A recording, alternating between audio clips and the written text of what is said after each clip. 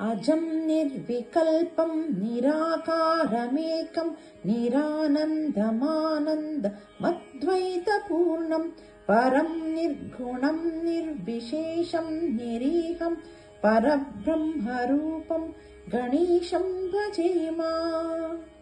गुणातीतमानं चिदानन्दरूपं चिदाभासकं सर्वगं ध्यानगम्यं मुनिध्येयमाकाशरूपं परेशं परब्रह्मरूपं गणेशं भजेम।